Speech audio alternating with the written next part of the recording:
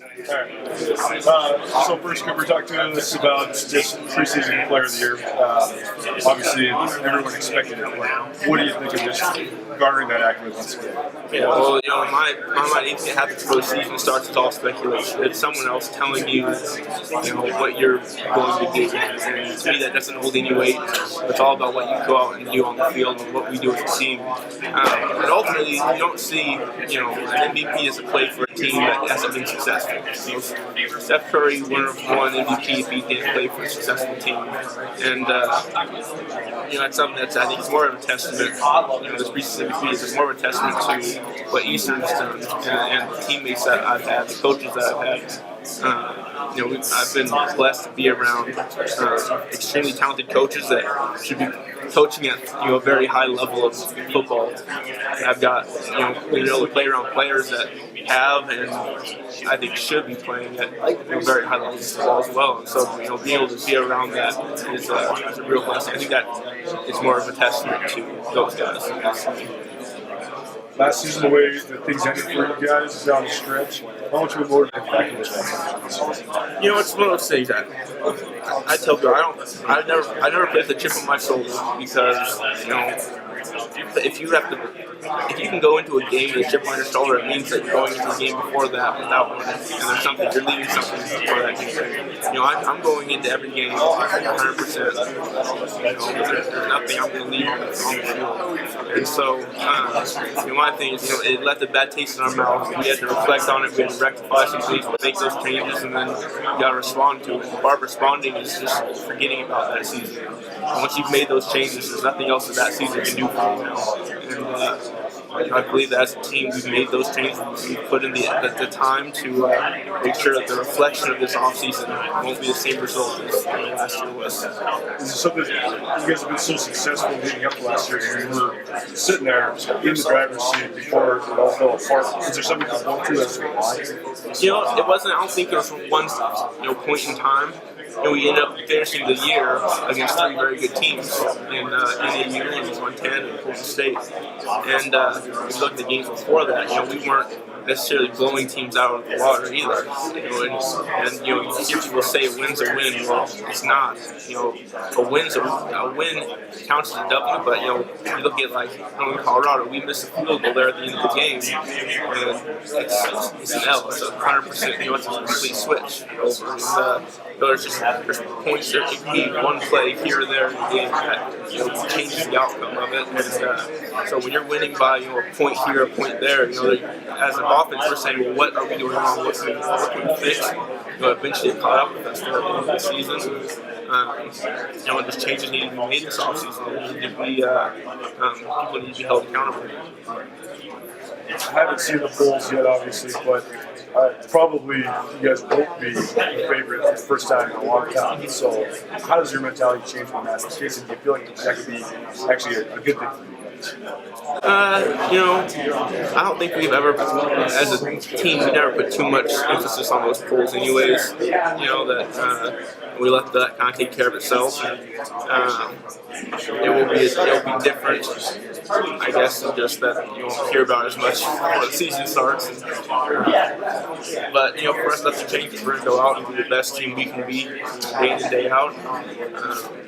Let the polls and let all that stuff, kind of take care of itself.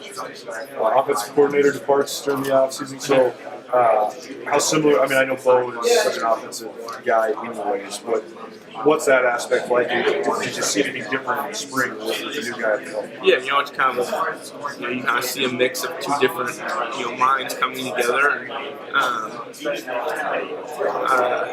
Coach Taylor, the guy we brought in, and he's fit so well with what we do at Eastern. The coaching staff up there has been quickly. Him and I get along very well, and he's one of those guys that I had never seen someone maybe like Coach Baldwin's a very fair person. Coach Taylor came in and he made me question whether he's even the most competitive on our coaching staff. Coach Taylor is another level, competitive level that he is, but he also feel one of the coolest guys, very smart, and there's going to be something where we can bring a kind of a new elements to our offense, which is something that could be good for us. During spring, I know that several quarterbacks rotate in. All have seemed to be able to have success with having competition throughout a season. I mean, a couple years ago with Padron and Vernon. What do you think of that aspect of it? Do you feel you need an entrenched starter? Do you feel like you guys can roll with a couple guys? And what do you think of that group this during spring? Yeah, so I mean, growing up, I always thought there had to be one quarterback. It has to be this guy. And I don't know how he did it, but like my redshirt year with Padron and Vernon had able to make a run all the way up to the semifinals. Almost come back and beat San Luis and go to the championship. And he's been able to develop quarterbacks, in a way that there's a lot of times the separation between them isn't very big. Like right now we got 3 quarterbacks, all of them are very, very skilled players, very talented players. And, so it's really fun to see in the fall, coming out and what the competition's going to look like. And, at the end of the day, as a receiver, our job is to get open, catch the ball, make plays, score touchdowns, and their job is to get us the ball. And they're going to do that just like whoever's play caller. And we know we're going to take care of our side of things. And, as long as we're all doing that, I think we'll be fine with whoever's calling plays. Wide receivers, you guys should be one of the best groups, not only in the conference, but in the country. I know we talked throughout the years just about how much pride you guys have in that aspect. Is that something that Coach Edwards emphasizes to you guys in striving to be the best group in the nation? Oh yeah, break on best in the nation. That's something where, if you're not trying to be the best at what you do, I don't think you should be doing it. It's something where I come in every day and strive to be the best. And that's something that our receiving corps does too. We pride ourselves on that. We make sure we're studying the greats. We got cut up from Calvin Johnson, A.J. Tony McBride, Larry Fitzgerald. We're in there studying what can we do, what kind of things can we do these guys in games, separate us even more from this pack. And it's been fun because anytime you have competition, it means great players. To be just come in and sit in a room with 6, 7, 8 receivers who can be starters at this level and be productive players. He continues to push each of us. Keep pushing each of us. We can't be stagnant. We got to continue to progress. As a group, you guys were great last year, but adding Shaq Hill back to the mix helped you make separate. He's an explosive player. One of the most explosive players at this level. I think anytime you can put 4 or 5 receivers on the field at a time, defenses can't take one guy away, from our offense. We try to take away Kendrick. You got Lee, Shaq, you got Spandorio. You try to take away Kendrick, you still got all these different guys. So it's just kind of one of those things where. We've been blessed to have that, and not every team can say that. Sometimes you can take away the passing game by taking away one player. What makes us special is we aren't that way. The offseason on a personal level, I know you had some big decisions to make. What was the deciding factor in wanting to come back to Eastern Washington? It was difficult. It was something that I went back and forth on, and ultimately the greatest one point where it changed was just being able to sit down with my wife and my family. We fasted on Sunday and prayed about it. Woke up Monday morning and said, God has a plan for us here for all the year, and and it was kind of a weight lifted off my shoulders in terms of, I don't have to worry about what happens after this year. There's nothing past this year that I can control at all. I can just live in the moment, enjoy the time with my teammates, enjoy the time with my coaches, and enjoy the season. It's been 7 months, the time of my life, the best part I can have to get.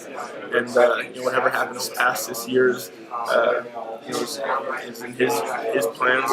I'm just going to be happy with whatever that is. You're closing in on some pretty lofty records. You already have all the big scale ones. Now it's just chasing nationals. I know you've talked about throughout how you don't really worry about that kind of stuff, but now that it is your senior year, do you feel like you can really affirm your legacy if you do have the production that you have had these last couple of years and you do end your career with those records? Yeah, I mean, legacy is something, records are meant to be broken. You see that, week in, week out, records are broken. Names fall slowly, we gotta set the record, 100 years from now or so, he might be, 20. You know what I mean? And so records are meant to be broken. And records, I don't think, in my mind, records don't for me it's legacy. And for me, it's about the relationship, it's about the people, and something that I think it's our chaplain says all the time. So 3 things last forever: God, God's word, and people. To be able to be here at Eastern, with the guys that I've been around, with the relationships that I've been able to have, but not only with my teams, but with my coaches. That's the legacy that I want to leave. Is, I want to be the best teammate that I can be, the best football player for these coaches, the best, most productive for our team, progressing towards our team goal, winning the national championship. And I think that's what's going to be most important. And if I can walk away knowing that I did that, then I'm going to be happy with what my time this year. Last thing for you, what will constitute a successful senior year for you? I mean, what do you guys need to do to reach that national championship level? What we need to do to reach the national championship level? Yeah. Yeah. So what would you consider a success for you guys? Yeah. Well, you can't. People want to garner success and put it in their own terms. But for me, success is you can walk off the field at the very last play and say, I did the best I possibly could every single snap, every single day, the moment I set foot in the championship, and that national championship will come with walking off that field last time saying we did our very best, and we strove to be the best in everything we did, and that's something that there's obviously some time before we get there. It's been something that has been earned, not won't just be earned from here forward, but it's been something that's been earned since the last season ended, all the way through this off season. The time that they've been putting in, the effort they've been putting in towards progressing those players.